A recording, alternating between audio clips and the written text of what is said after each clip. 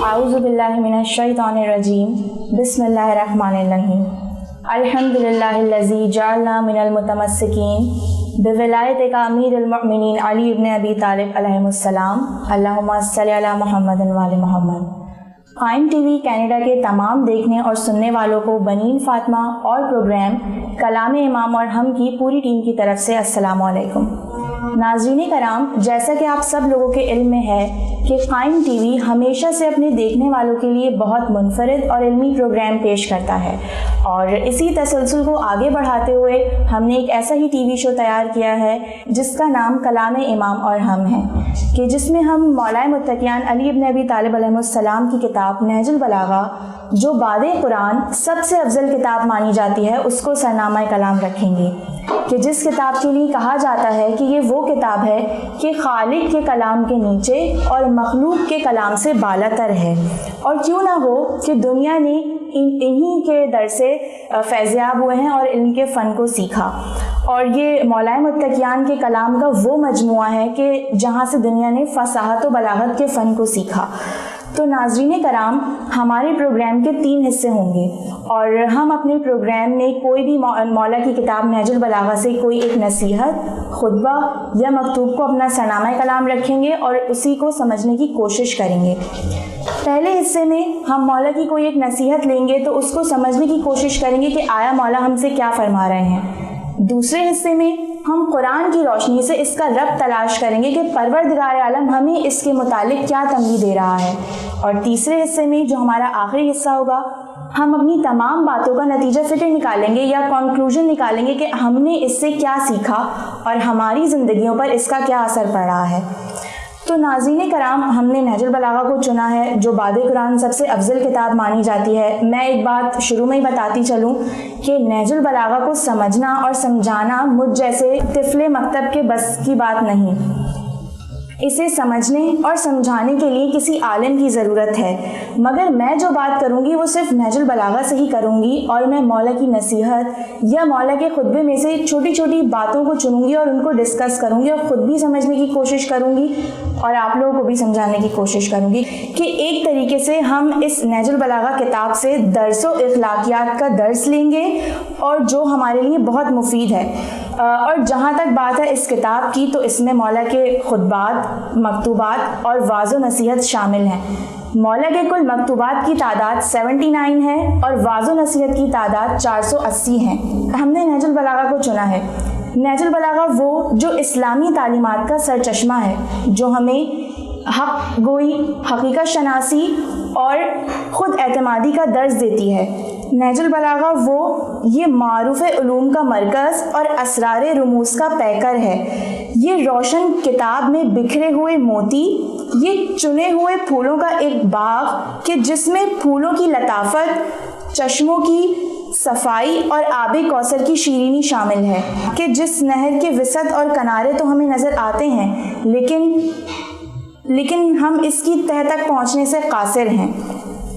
अब हमने नहजुल बलागा का इंतखाब एक बड़ी वजह से ये भी किया है कि मौलाए कायनात ने जिस खूबसूरती से खुदावंद की वहदानियत बयान की है और उसकी बड़ाई बयान की है कि आज दुनिया में कोई कितने ही उलूम का माहिर क्यों ना हो, किसी ने कितने ही बड़े बड़े आलिम से तालीमात क्यों ना हासिल की हुई हो, वो मौला के कलाम से ज़र्रा बराबर भी मुकाबला नहीं कर सकता। अब जहाँ तक बात है जनाब सैयद रज़ी शरीफ की, जिन्होंने नहजुल बलागा को मुरत्तब फरमाया, तो आपका ये एहसान है कि आपने इन जवाहर पारों को इकट्ठा करके बड़ी काविश और तहकीक व जुस्तजू के साथ हमारे पास नहजुल बलागा की सूरत में छोड़ गए और आपने ऐसे घराने में आँख खोली जो इल्म व वहदानियत का मरकज़ और इज़्ज़त व शौकत का पैकर था। आपके वालिद बुजुर्गवार जो 5 मरतबा नाकाबत आले अबी तालिब के मनसब पर फाइज हुए, कि जिनका शजरा कुछ यूं है कि वो इमामत के सिलसिले ज़र्री से सिर्फ 5 वास्तों से दूर थे। और आपकी वालिदा गिरामी जिनका नाम फातिमा बिनतुल हसन था, ऐसे नजीबुल बुलंद मर्तबा माँ बाप के साथ साथ आपको ज़माने के उस्ताद भी ऐसे नसीब हुए जो आइमा फ़न में और उलूम में माहिर थे, जो अपने वक्त के माहिर कमाल और आइमा फ़न माने जाते थे। तो नाज़रीन कराम, ये तो था हमारे प्रोग्राम का छोटा सा तारुफ। اب ہم باقاعدہ اپنے پروگرام کے پہلے حصے کی طرف چلتے ہیں اور آج ہم نے مولا کی نصیحت نمبر 256 کو چنا ہے اور ہم اسی کو سمجھنے کی کوشش کریں گے کہ مولا نصیحت کر رہے ہیں حسد کی کمی بدن کی تندرستی کا سبب ہے، یعنی کہ اگر حسد کم پایا جائے گا تو ہمارا بدن صحت مند رہے گا اور اگر حسد بڑھے گا تو ہمارا بدن صحت مند نہیں رہے گا، یعنی کہ یہ دونوں ایک دوسرے کے انورسلی پروپورشن ہیں، ایک چیز بڑھے گی تو دوسری چیز آٹومیٹکلی کم ہوگی۔ اب جو مولا ہمیں نصیحت کر رہے ہیں کہ حسد کیا کوئی ایسی بیماری ہے کہ جس سے ہمارا بدن متاثر ہو رہا ہے اور ہمارا بدن صحت مند نہیں رہے گا اگر ہمارے اندر حسد پایا جائے گا؟ تو سب سے پہلے تو ہمیں یہ سمجھنے کی کوشش کرنی ہے کہ حسد ہے کیا۔ حسد واقعاً ایک بیماری ہے، یہ بیسکلی ایک روح کی بیماری ہے۔ ہم ایک ایسی کیفیت میں ہوتے ہیں کہ کسی کے پاس کوئی نعمت دیکھ کے اس سے جلنا شروع کر دیتے ہیں اور ہم یہ چاہتے ہیں کہ جو نعمت اس کے پاس ہے وہ اس کے پاس نہ رہے۔ اس کے چھن جانے کی اور اس کے زوال کی تمنا کا نام حسد ہے۔ ہم دوسرے سے حسد کرتے ہیں کہ وہ نعمت اس کے پاس نہ رہے۔ اب مولا ہمیں یہی نصیحت کر رہے ہیں۔ پھر ہم جب حسد کرتے ہیں نا تو حاسد ایک ایسی نیگیٹو فیلنگ میں ہوتا ہے کہ ہم یہ سمجھ لیں کہ اس نے ایک آگ کا گولا پکڑا ہوتا ہے، وہ خود تو اس آگ میں جل رہا ہوتا ہے، وہ اپنے آپ کو بھی نقصان پہنچا رہا ہوتا ہے، لیکن وہ دوسروں کو بھی اس آگ سے نقصان پہنچا رہا ہوتا ہے۔ وہ چاہتا ہے کہ اگر میں اس چیز کے لیے محنت کے بارے میں تو وہ سوچتا ہی نہیں ہے، وہ چاہتا ہے کہ جو چیز میرے پاس نہیں ہے، جو مقام میرے پاس نہیں ہے، وہ مقام اس شخص کے پاس بھی نہ رہے کہ جس سے وہ حسد کر رہا ہے۔ اور حاسد کیوں یہ نقصان دوسروں کو پہنچاتا ہے؟ کسی کے مرتبے پر، کسی کی اچیومنٹس پر، کسی کے مقام پر، کہ میرا اس سے زیادہ بلند مرتبہ ہے اور وہ مجھ سے زیادہ لوگوں میں جانا پہچانا جاتا ہے، تو وہ مرتبہ اگر میرے پاس نہیں ہے اس کے پاس بھی نہ رہے۔ پھر حاسد کی ایک ایسی کیفیت آتی ہے، اتنا حد تک بڑھ جاتا ہے کہ وہ چاہتا ہے، پھر وہ یہ سوچنے لگتا ہے کہ اگر کوئی نعمت میرے پاس نہیں ہے تو وہ نعمت اس کے پاس بھی نہ رہے، بھلے وہ مجھے ملے یا نہ ملے، لیکن میں چاہتا ہوں کہ وہ نعمت اس کے پاس بھی نہ رہے۔ تو یہ تھا حسد، اور مولا متقیان ہمیں حسد کی پہچان بتا رہے ہیں، حاسد کی پہچان بتا رہے ہیں کہ حاسد اپنے جسم پر بہت بری طرح متاثر ہوتا ہے اور حسد ہمارے جسموں کو صحت مندی سے روکتا ہے۔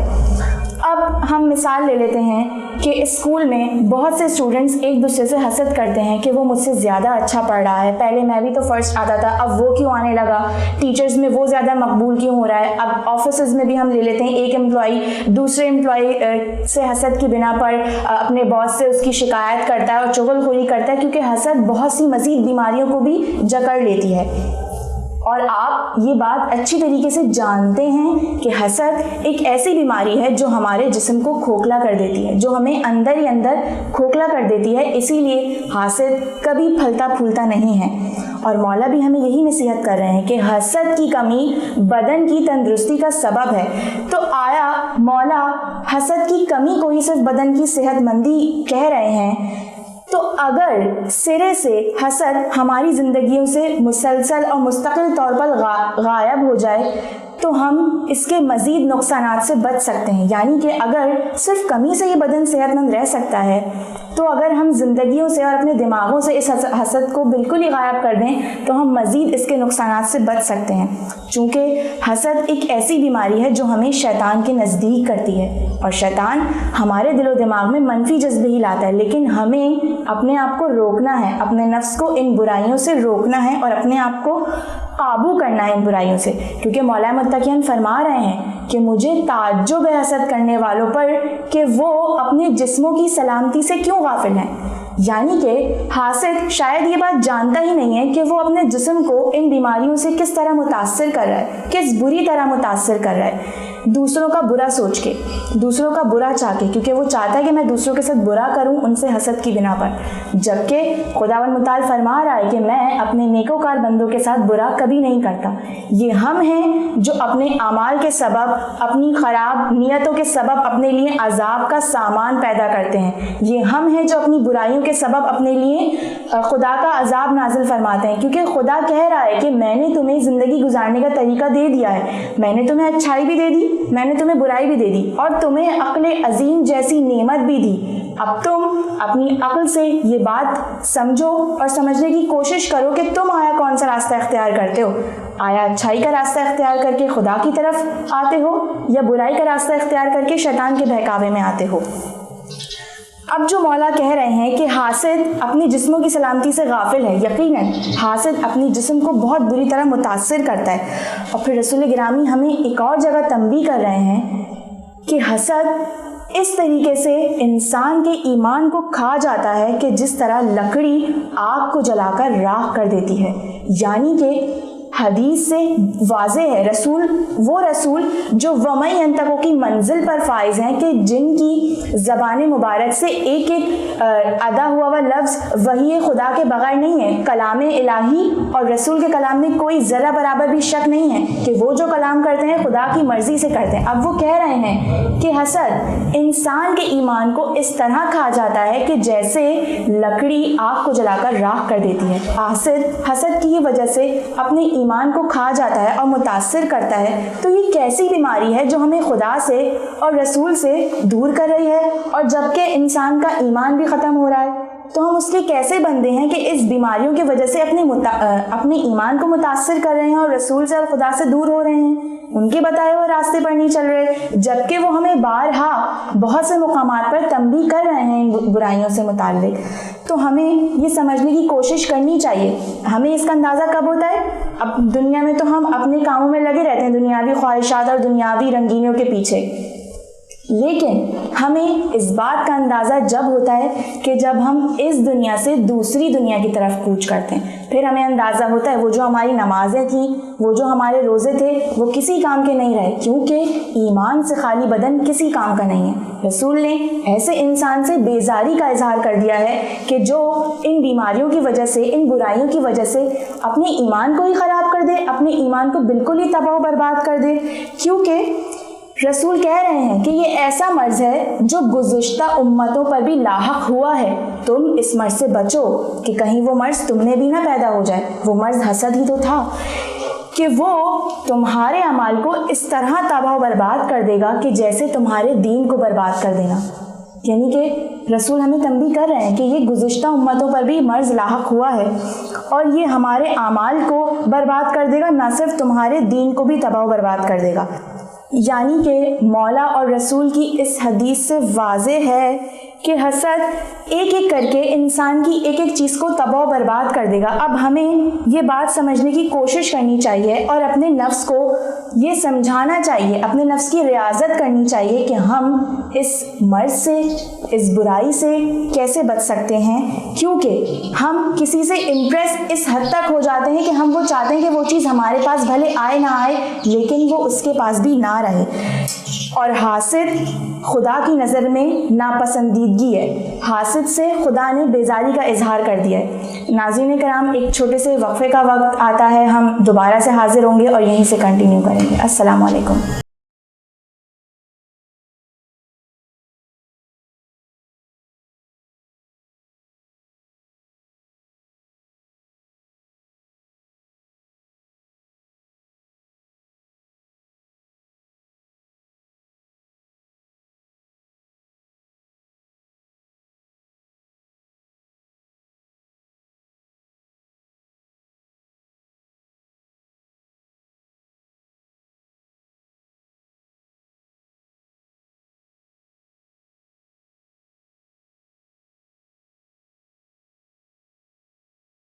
آئیے ناظرین، ایک بار پھر اپنی پروگرام کی طرف چلتے ہیں. تو ہم حسد کی بات کر رہے تھے اور مولائے کائنات ایک جگہ ارشاد فرما رہے ہیں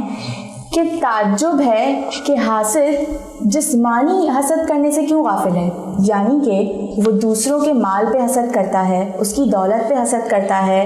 تو وہ اس کی جسمانی صحت پہ کیوں نہیں حسد کرتا. یعنی کہ ایک انسان جو صبح اٹھتا ہے، اپنے گھر والوں کی کفالت کے لیے مزدوری کے لیے جاتا ہے، محنت مزدوری کرتا ہے، چاہے گرمی ہو، سردی ہو، بارش ہو، لیکن اس کا ایک ہی کام ہے کہ وہ اپنے گھر والوں کے لیے نکلے گا اور پیسے کمائے گا اور ان کی کفالت کرے گا. اب جب کہ حاسد ایک طرف دیکھ لیں تو وہ صرف کس بیس پہ حسد کرتا ہے کہ میرے پاس اس سے اچھا مال نہیں ہے، یا میرے پاس اس سے اچھا کوئی مرتبہ نہیں ہے, کوئی ایسی اچیومنٹ نہیں جس پہ میں خوش ہو سکوں یا دوسرے کے سامنے اپنی اس چیز کو پیش کر سکوں, تو آیا ہم یہ بات کر رہے ہیں کہ وہ جسمانی صحت پہ حسد کرنے سے کیوں غافل ہے؟ کہ خداوند متعال کی ایک نعمت جسمانی صحت مندی بھی ہے اور تندرستی بھی ہے, کہ اس نے ہمیں نعمت مبارکہ سے نوازا ہوا ہے, کہ صحت بھی ایک بہت بڑی نعمت ہے. اب حاسد کیوں نہیں حسد کرتا؟ کیونکہ وہ محنت کرنا پسند نہیں کرتا, وہ صرف حسد کرنا پسند کرتا ہے, اور خدا نے حاسد سے بیزاری کا اظہار کر دیا ہے, اور خداوند متعال محنت کرنے والوں کو پسند کرتا ہے. کیونکہ حاسد اس قدر اپنے حسد میں جس کو کہتے ہیں نا رچ بس جاتا ہے, اور اس کی صرف ایک ہی چیز ہوتی ہے کہ وہ صرف حسد کرے اور دوسروں سے جلے. تو مولا حسن نے ہمیں یہ بتا دیا, یہ فرما دیا ہے کہ 3 چیزیں تمہاری ہلاکت کا سبب ہیں. 3 چیزیں تم اس قدر اس میں بس جاؤ گے کہ وہ تمہاری ہلاکت کا سبب بن جائیں گی. کیا؟ پہلا تکبر, دوسرا طمع یعنی کہ لالچ, اور تیسرا حسد یعنی کہ حسد ہماری ہلاکت کا بھی سبب بن سکتا ہے, کہ ہم اس میں اتنا غرق ہو جائیں کہ ہم اپنے ارد گرد کے ماحول کو اور ارد گرد کی خوشیوں کو نظر انداز کر کے صرف ایک چیز کی حاصل کرنے کی وجہ سے اتنا اس میں ہو جائیں کہ ہم اپنی جسمانی صحت مندی سے ہی غافل ہو جائیں. جیسے کہ ہم ایک جگہ سے گزر رہے ہوتے ہیں, ہمارا لباس گندا ہو جائے یا کوئی کیچڑ یا کوئی گندگی ہمارے لباس پہ لگ جائے, تو ہمارے پاس یہ دوسرا آپشن ہوتا ہے کہ ہم لباس تبدیل کر لیں. ہمارے پاس آپشن ہوتا ہے, لیکن حسد کی بنا پر اپنی روح کو آلودہ کر رہا ہوتا ہے. تو اگر روح آلودہ ہو جائے تو ہمارے پاس کیا دوسرا آپشن ہے؟ کیا ہم اپنی روح کو تبدیل کر سکتے ہیں؟ کیا اس پہ اتنی محنت کر سکتے ہیں کہ وہ ان تمام آلودگیوں سے پاک ہو جائے؟ بالکل. ہمیں چاہیے کہ ہم اپنے سے بلند مرتبہ اور صاحب ثروت لوگوں کو دیکھنا ترک کر دیں, اور اپنے سے نیچے طبقے کے لوگوں کو دیکھیں گے تو ہمیں اس کی دی ہوئی نعمتوں کا اندازہ ہوگا, ہم شمار کر سکیں گے اس نے ہمیں بہت سو سے بہتر رکھا ہوا ہے. ہم کیوں صرف اپنے سے بلند مرتبہ لوگوں کو دیکھ کر حسد کرتے ہیں؟ ہمیں تو چاہیے ہم اپنے سے نیچے لوگوں کو دیکھیں اور ان سے کچھ سبق حاصل کریں کہ وہ بھی بہت سکون اور مطمئن کے ساتھ زندگی گزار رہے ہیں. خدا نے ان کو جو نعمتیں دی ہوئی ہیں وہ ان کا شکر ادا کرتے ہیں. دوسرا یہ کہ ہمیں چاہیے کہ ہم صرف خدا سے امید باندھ لیں. ایسا کیوں؟ کیونکہ ہم صرف خدا سے امید باندھیں گے اور اس کی عنایات کا جب ہمیں شعور حاصل ہوگا نا, تو ہم اس کا شکر ادا کریں گے اور اس کی نعمتوں پر غور کرنے لگ جائیں گے. تیسرا یہ کہ ہم کسی دوسرے شخص کو اپنا نگہبان نہ سمجھیں, کہ اگر ہم اس شخص کے قریب ہو جائیں گے یا اس شخص سے اپنی دوستی بڑھا لیں گے تو ہمیں زیادہ فائدہ حاصل ہوگا یا وہ ہمارے کام آئے گا آگے کبھی. نہیں, صرف خدا کو اپنا نگہبان سمجھیں, صرف خدا کو اپنا حامی و ناصر جانیں, وہ آپ کی مدد فرمائے گا. لیکن آپ محنت سے چیزیں حاصل کریں, آپ غلط کاموں کی طرف نہیں جائیں, آپ برائیوں کا راستہ اختیار نہ کریں, آپ خدا کی دی ہوئی عنایات کا شعور حاصل کریں, اس کی دی ہوئی نعمتوں پر شکر ادا کریں اور ان برائیوں سے پاک ہونے کی کوشش کریں, کیونکہ وہ کوشش اور محنت کرنے والوں کو پسند فرماتا ہے. ناظرین کرام, چلتے ہیں اپنے پروگرام کے دوسرے حصے کی طرف. مولائے متقیان کی اس نصیحت سے ہم نے یہ سیکھا کہ حسد ایک بیماری ہے, ایک جسمانی بیماری ہے, ایک روحانی بیماری ہے. اب خداوند متعال بھی ہمیں اس کے متعلق بارہا تنبیہ کر رہا ہے کہ حسد سے بچو, حسد سے بچو. اور پروردگار عالم سورہ نساء میں ارشاد فرما رہا ہے, کیا وہ لوگ اس بات پر حسد کرتے ہیں کہ ہم نے آل ابراہیم کو کتاب حکمت اور حکومت عطا کی ان کے بلند مرتبے کے مطابق, اور ہم نے انہیں ملک عظیم عطا کیا. یعنی کہ پروردگار عالم فرما رہا ہے کہ وہ لوگ, اب وہ لوگ کون, یہ آگے بتاتے چلیں گے, کہ وہ لوگ اس بات پر حسد کرتے ہیں کہ ہم نے رسول محمد صلی اللہ علیہ وآلہ وسلم کو کتاب حکمت اور ملک عظیم عطا فرمایا, کیونکہ ہم حکومت اسی کو دیتے ہیں جو اپنی خواہشات, اپنی نفسانی خواہشات, اپنی رنگینیوں کو چھوڑ کر ہماری مخلوق پر مہربان ہو جائے, ان سے صلح رحمی اختیار کرے اور ان کی خبر گیری رکھے. اور ہم حکومت و سلطنت اسی کو دیتے ہیں جو ہمارے بندوں پر مہربان ہو جائے.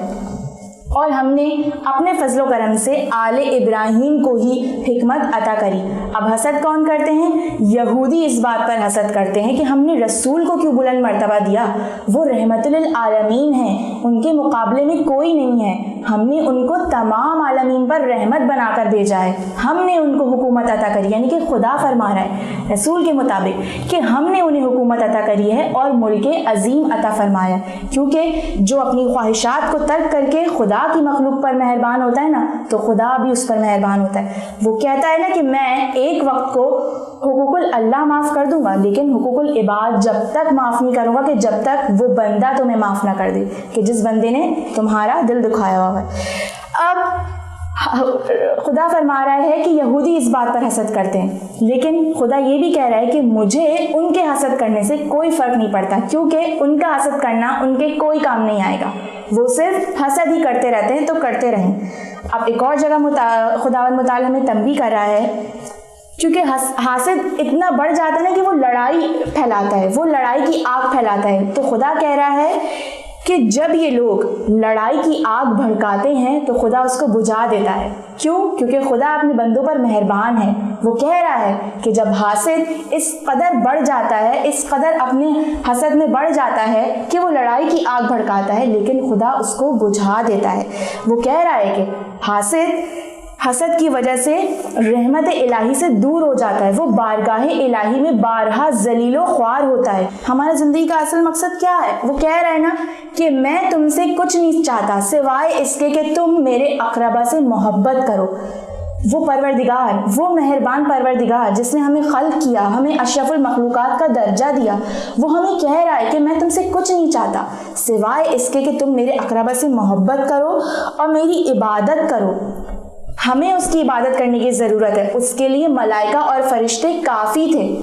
اسے ہماری عبادت کی ضرورت نہیں ہے، ہمیں اس کی عبادت کرنے کی ضرورت ہے کہ ہماری زندگی کا اصل مقصد ہی یہی ہے، آیات اطہار کی روشنی پر عمل کرنا، ان کے بتائے ہوئے راستے پہ عمل کرنا اور خدا کی طرف اپنے اعمال کو راغب کرنا۔ جب ہم ان برے انجام سے سبق حاصل کریں گے، کیونکہ ہم دیکھ رہے ہیں نا اپنے اطراف کے لوگ حسد کی وجہ سے اپنا کتنا نقصان کرتے، اور ہم یہ دیکھتے بھی ہیں، ہم ان چیزوں سے نظریں نہیں پھیر سکتے کیونکہ یہ ہمارے معاشرے کا حصہ ہیں، ہم ان کو بھگتتے بھی ہیں، ان کو جھیلتے بھی ہیں، اور کبھی کبھی ہم خود بھی اس کیفیت کا شکار ہو جاتے ہیں، لیکن ہمیں اپنے نفس کو روکنا ہے، اپنی خود تربیت کرنی ہے، اپنی خود اصلاح کرنی ہے، اپنا محاسبہ کرنا ہے۔ رات کو سونے سے پہلے ضرور اپنا محاسبہ کریں کہ ہم نے آج پورے دن کیا اچھے کام کیے، کیا برے کام کیے۔ جب اچھے کاموں کی فہرست آئے گی تو اس کو مزید بہتر بنائیں، جب برے کاموں کی فہرست آئے تو اپنی خود تربیت کریں، خود اپنے آپ کو سکھائیں کہ ہمیں کس طریقے سے ان سے دور ہونا ہے، اور معاشرے میں ہمارا کردار بہت اچھا اور بہت منفرد ہو جائے گا کہ جب ہم خود اپنی اصلاح کرتے ہیں نا، جب ہر بندہ اپنی اصلاح کرنے لگے تو معاشرہ اجتماعی طور پر بہتری کی طرف گامزن ہوتا ہے، وہ ایک اجتماعی طور پر ان برائیوں سے پاک ہو جاتا ہے۔ اور ہمارے لیے تو ایک خوش نصیبی کی بات یہ ہے کہ ہمارے درمیان ہمارا رہبر موجود ہے، وہ ہمارے اعمالوں سے واقف ہے، جیسے میں نے بتایا وہ ہم سے غافل نہیں ہے۔ تو ہمیں اپنے مہربان خدا سے صرف یہی دعا کرنی چاہیے کہ اے پروردگار عالم ہمیں ان برائیوں سے، ان بیماریوں سے دور کر دے، ہمیں ہدایت نصیب فرما کہ ہم ان بیماریوں سے خود کو بچا سکیں، اور ہمارے دل کو کشادہ کر کہ ہم کسی سے حسد کی بنا پر اس کا برا نہ سوچیں، اس قدر آگے نہ بڑھ جائیں حسد میں کہ اس کے ساتھ برائی کریں یا اس کا برا سوچنے لگیں۔ کیونکہ جب ہم کوئی گناہ کرتے ہیں نا تو ہمارا دل ایک صاف شیشے کی طرح شفاف ہوتا ہے، لیکن جب ہم کوئی ایک گناہ کرتے ہیں تو ایک کالا دھبا پڑتا ہے، جب ہم کوئی دوسرا گناہ کرتے ہیں تو دوسرا کالا دھبا پڑتا ہے، اور ہم مزید آگے بڑھتے جاتے ہیں، گناہ کرتے جاتے ہیں، تو ہمارا جو دل صاف شفاف ہوتا ہے نا وہ ایک سیاہ دھبا پڑتے پڑتے بالکل سیاہ ہو جاتا ہے ہمارا دل، اور اس میں کسی کے لیے کوئی ہمدردی، کوئی جذبہ نہیں ہوتا، اس میں صرف اپنی نفس ہوتا ہے کہ میں اپنے لیے جو کچھ کر سکتا ہوں کروں گا، چاہے اس میں دوسروں کا برا ہو جائے۔ تو ہمیں خدا سے توبہ کرنی چاہیے، کیونکہ توبہ ایک ایسا راستہ ہے جو رہتے دین سے بھی ہمیں بھٹکنے سے روک سکتا ہے۔ خدا کہتا ہے کہ مجھ سے توبہ کرو، میں تمہاری توبہ قبول کرنے والا ہوں، میں تمہیں معاف فرمانے والا ہوں، تم میری طرف آؤ تو میں تمہاری مدد کروں گا، میں تمہارے تمہیں ان برائیوں سے نجات دلواؤں گا۔ اور مولا فرما رہے ہیں کہ یہ جو لوگ ہوتے ہیں نا، یہ جو نفسانی خواہشات کے پیچھے پڑے ہوتے ہیں، یہ دنیا میں راحت تلاش کر رہے ہوتے ہیں، لیکن ہم نے جنت میں راحت کو چھپا رکھا ہے۔ یہ لوگ تو دنیا اپنی ضائع کر دیتے ہیں ان دنیاوی خواہشات اور دنیاوی رنگینیوں کی وجہ سے، لیکن ہم نے راحت صرف جنت میں چھپا رکھی ہے۔ تو اپنے اعمال کو ایسا بنائیں کہ ہم جنت میں جانے کے قابل ہو سکیں۔ اور ہماری یہ خوش نصیبی ہے کہ ہم مولا کے شیعہ ہیں۔ انہوں نے وعدہ کیا ہوا ہے کہ میں جب تک جنت میں داخل نہیں ہوں گی کہ جب تک میرے شیعہ داخل نہ ہو جائے، لیکن ہمیں اپنے اعمالوں کو بھی اس قابل کرنا چاہیے کہ وہ ہمیں جنت میں داخل کرنے کے لیے بیوی ہمارا خود ساتھ دیں۔ ایسا نہیں کہ ہم ہاتھ پہ ہاتھ دھرے بیٹھے رہیں کہ انہوں نے وعدہ کر لیا اور اب ہمارا کوئی کام ہی نہیں ہے۔ نہیں، ہمیں اپنے آپ کو اس قابل بنانا ہے کہ وہ ہماری جنت میں جانے کے لیے منتظر ہو، بیوی ہمارا انتظار کریں۔ تو کیونکہ وہی ہماری اصلی آرام گاہ ہے اور ازلی آرام گاہ ہے، ہمیں چاہیے کہ ہم اس دنیا کو سکون دیں، ضرور دیں، لیکن اس ابدی زندگی کو ہم زیادہ ترجیح دیں اور اپنی آخرت کو زیادہ ترجیح دیں، کیونکہ یہ جو آزمائش ہم پہ پڑتی ہے نا، یہ ہمارے اعمالوں کے سبب ہی پڑتی ہے، لیکن ہمیں اپنے نفس کو قابو کرنا ہے اور ان برائیوں سے خود کو بچانا ہے۔ ناظرین کرام، یہ تھا حسد، اور ہم نے اس کو سمجھنے کی کوشش کری اور خود کچھ بھی سمجھا، خود آپ لوگ کو بھی بتایا۔ اب ہمارے پروگرام کا وقت اختتام کی طرف پہنچتا ہے۔ جیسے کہ آپ لوگ سب جانتے ہیں کہ میں نے نہج البلاغہ کو چنا ہے، جو بعد قرآن سب سے افضل ہے، اور علم کے اعتبار سے یہ قرآن سے نیچے ہے، یعنی کہ قرآن تو سب سے افضل ہے نا، وہ تو کلام الہی ہے، اور کوئی بھی عالم اس بات کا دعویٰ نہیں کر سکتا کہ وہ نہج البلاغہ جو امام کے کلام کا مجموعہ ہے اس نے اس کی تشریح کو وسیع کرائے۔ نہیں، میں یا کوئی بھی عالم اس قابل نہیں ہے کہ وہ نہج البلاغہ کو مزید سمجھے یا سمجھانے کی کوشش کرے، کیونکہ دنیا کے تمام علوم بھی جمع ہو جائے نا تو اس کتاب کا مقابلہ نہیں کر سکتے۔ لیکن ہم نے ایک چھوٹی سی کوشش کی ہے کہ ہم جو کچھ بھی سمجھیں وہ آپ تک پہنچا سکیں اور آپ کے سامنے بیان کریں، لیکن خدا سے دعا بھی ہے، دستے دعا ہے در علم پہ کہ خداوند متعال ہمارے علم میں اضافہ عطا فرمائے اور ہمیں ان برائیوں سے دور رکھے۔ ہم نیکسٹ شو میں مولا کے نئے خطبے، نصیحت یا مکتوب کے ساتھ حاضر ہوں گے۔ جب تک کے لیے اللہ حافظ۔ ہمیں اپنے فیڈ بیک سے ضرور آگاہ کیے گا۔ وآخر الدعوانا الحمدللہ رب العالمین۔